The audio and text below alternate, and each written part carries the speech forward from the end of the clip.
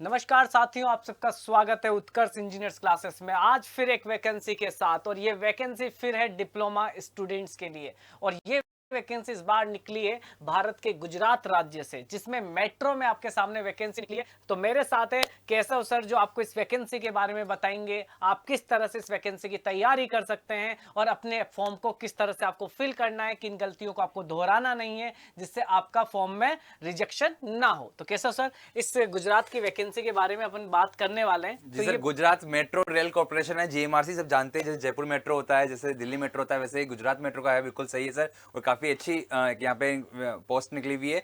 इसकी सबसे इंपॉर्टेंट चीज सर ये है कि 10 मई से 9 जून तक ही टाइम है, यानी कि 1 महीने का टाइम है वैसे तो। और ये निकल चुके हैं फॉर्म, तो इसको फॉर्म फिल कर देना चाहिए। बाकी सर आप बताइए इसके अंदर की क्या देखिए, कहानी है, क्या क्या जैसा कि पोस्ट है। सर ने बताया कि जीएमआरसी में वैकेंसी निकली हुई है, तो ऑनलाइन रजिस्ट्रेशन स्टार्ट हो जा रहे हैं सर 10 मई से। 10 मई से आपके ऑनलाइन रजिस्ट्रेशन स्टार्ट हो जाएंगे, और लास्ट डेट जो रजिस्ट्रेशन के सबमिशन की है वो है 9 जून। लगभग एक महीना पूरा आपके पास अभी मिलेगा। तो बढ़िया अच्छे से आप फॉर्म को भरिएगा और पहले पढ़ लीजिएगा अच्छे से। हम सारे की पॉइंट्स यहाँ पे बता देंगे।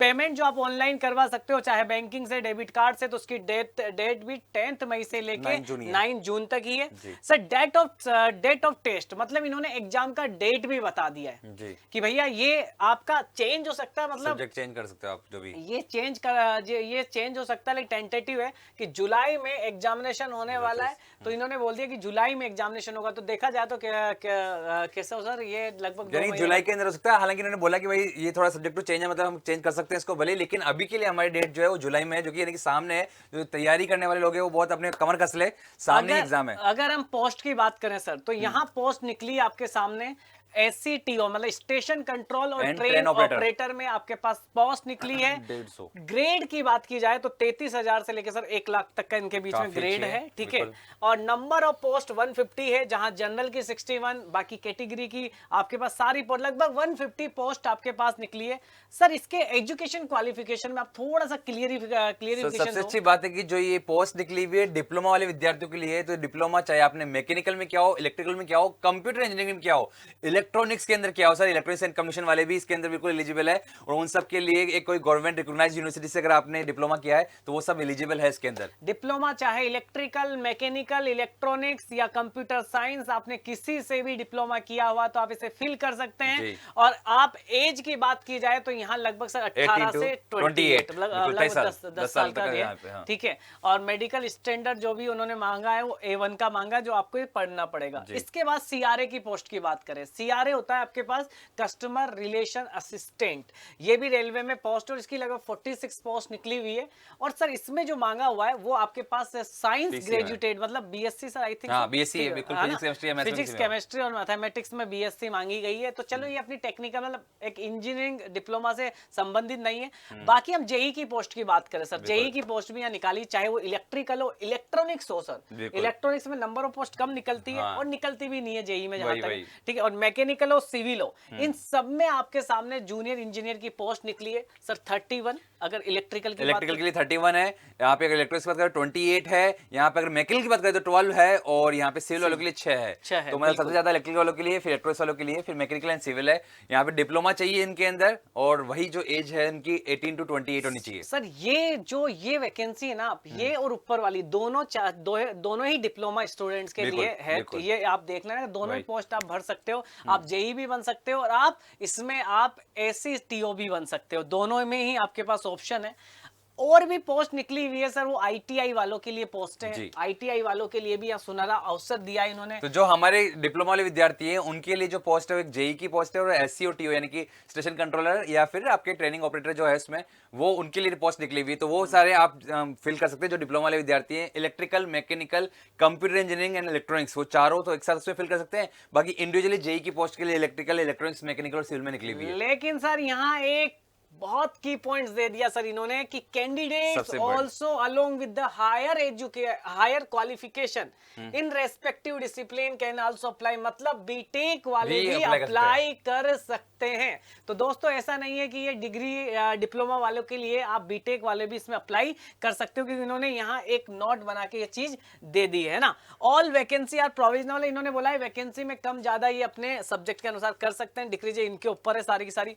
अब आगे हम पढ़ते हैं हैं क्वालिफिकेशन की। सर थोड़ा तो क्वालिफिकेशन। सर सबसे इम्पोर्टेंट बात ये हो गई कि यहाँ पर अगर डिप्लोमा वाले तो अलाउड है ही, डिग्री वाले भी, क्योंकि स्टार्टिंग में जो बोला था थोड़ा सा वहाँ पे कंफ्यूजिंग में, मैं आपको बता दूं फिर से कि डिग्री एंड डिप्लोमा दोनों अलाउड है। कुछ लोगों ने अगर सोचा कि सिर्फ डिप्लोमा ले तो छोड़ के जा रहे होंगे, तो नहीं, डिग्री भी अलाउड है। यहाँ पे ये थोड़ा सा मिसकम्युनिकेशन हुआ, लेकिन उन्होंने स्टार लगाया है बिल्कुल यहाँ कि यहाँ स्टार पे लगा सबसे दिया बड़ी उन्होंने। चीज है ये कि डिग्री वाले भी अलाउड है। फिर तो हायर क्वालिफिकेशन यहाँ पे अगर अलाउड है तो मतलब बहुत बड़ी बात है ये। तो बिल्कुल। यानी कि फिर तो ठीक है सर। अगर हम बात करें यहाँ पे तो क्वालिफिकेशन की बात कर रहे हैं, तो इन्होंने साफ साफ मेंशन किया है कि कॉलम नंबर 6 के अंदर देख सकते हैं, बट स्टिल इसने बोला कि अगर आप फाइनल ईयर के अंदर भी है, डिग्री या डिप्लोमा में, एक और तो ट्विस्ट यहाँ पर देखा जाए तो फाइनल ईयर ये के वाले भी स्टूडेंट भी allowed है। इसमें अलाउ है, अप्लाई कर सकते हैं। इन्होंने साफ साफ बोला इस चीज में। जी। सर सोहन आगे अगर अपन बात करें तो यहाँ पर जॉब प्रोफाइल की बात तो कि भैया स्टेशन कंट्रोल या ट्रेन ऑपरेटर में क्या होने वाला, सारी रस्में दे रखी है, आप इसको पढ़ सकते हो। ये तो बात की बात है जूनियर इंजीनियर में।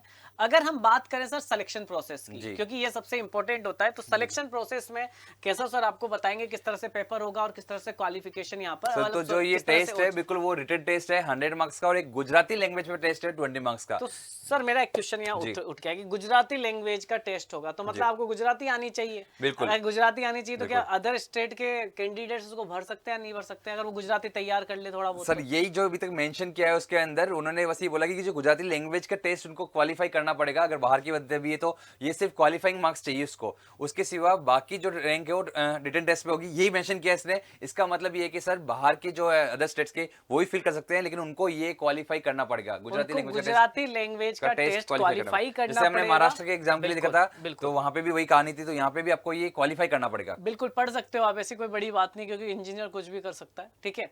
अगर एग्जाम पैटर्न की बात किया जाए तो फॉर स्टेशन कंट्रोल या ट्रेन ऑपरेटर या कस्टमर रिलेशन असिस्टेंट, मतलब सीआरए की जो पोस्ट या जूनियर इंजीनियर की है, इनका टेस्ट 120 मिनट का होगा, लगभग 2 घंटे का होगा। सभी पार्ट्स इसमें होंगे सर। 2 घंटे में इन्होंने बोला है गुजराती लैंग्वेज के 20 क्वेश्चंस, लॉजिक एबिलिटी और रीजनिंग के 20 क्वेश्चन, क्वांटिटेटिव एप्टीट्यूड के 20 क्वेश्चन, जनरल इंग्लिश के 20 क्वेश्चन और टेक्निकल नॉलेज के 40 क्वेश्चन, 40 क्वेश्चन। मतलब सर अगर देखा जाए तो 5 पार्ट मुझे लग रहे हैं, 1 2 3 4 और 5, जिसमें से टेक्निकल ओनली 40 नंबर का है, मतलब टेक्निकल 40 का ही है, 40 क्वेश्चन, और 100 मार्क्स के अंदर यानी गुजराती लैंग्वेज को डाल दे तो बाकी सब कुछ मिला के 100 मार्क्स में से ही आपकी रैंक डिसाइड होगी।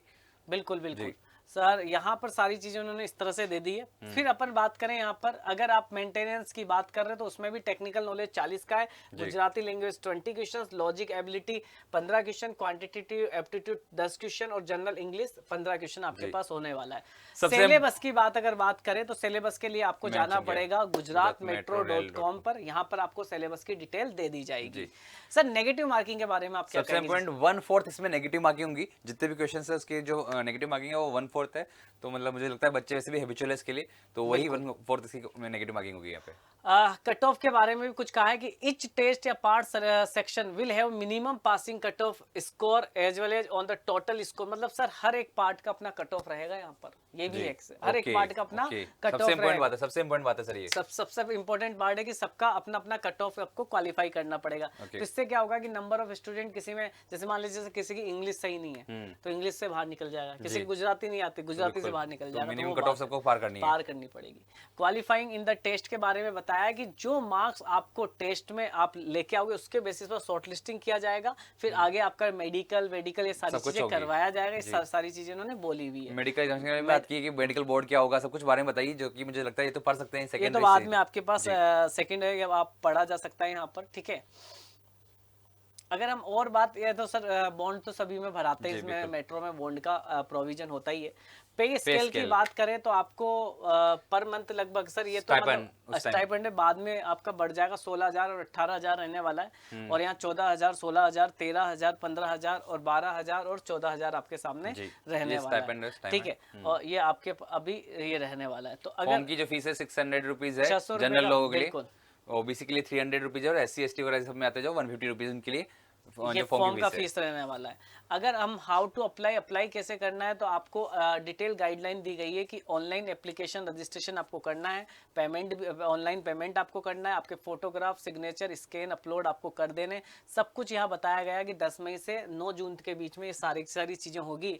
और सर एक कोड लिख दिया, no other mode of application will be accepted, मतलब जो भी होने वाला है ऑनलाइन इसमें होने होगा। वाला है, ठीक है, सारा का सारा ऑनलाइन होने वाला है। ये सारे पॉइंट्स आपको एक बार पढ़ने अगर आप भर रहे हो तो इसकी इनकी वेबसाइट पे चले जाना gujaratmetrorail.com www.gujaratmetro.com पे कैरियर के ऑप्शन पे जाओगे, आपको सब सारी चीजें यहाँ मिल जाएगी। जाएगी, है ना। पेमेंट और इसके बारे में तो हम बात नहीं करेंगे कि चलो ठीक है। सिग्नेचर इमेज और जो आपका ये है ना सर, ये काफी इंपॉर्टेंट हो जाता है सर आपका फोटोग्राफ इमेज। इसको बहुत ध्यान से पढ़ लेना दोस्तों एक बार, क्योंकि क्या होता है कि एसएससी जेई में सर हो इसकी चुका है, वजह से सही। काफी ज्यादा लोगों के फॉर्म रिजेक्ट हुए हैं। बिल्कुल। तो इस चीज को आपको पढ़ना है कि भैया जी। किस टाइप से इन्होंने मांगा है, ठीक है। डायमेंशंस जैसे पिक्सल ये काफी ज्यादा होता है सर, बिल्कुल, ठीक है। 200 into 230 है ना? पिक्सेल्स और लिखना पड़ेगा। केबी का होता है कि कितने केबी से ज्यादा नहीं होनी चाहिए, तो इसे 15 केबी से तो जो ज्यादा नहीं स्टार्ट होनी लास्ट में जो अगर जो फॉर्म भरते हैं ना उनके टाइम वेस्ट हो रहा होता है, उनको पता नहीं होता कि इतना टाइम हो जाएगा, क्योंकि फोटोज के अंदर टाइम लगता है दोस्तों।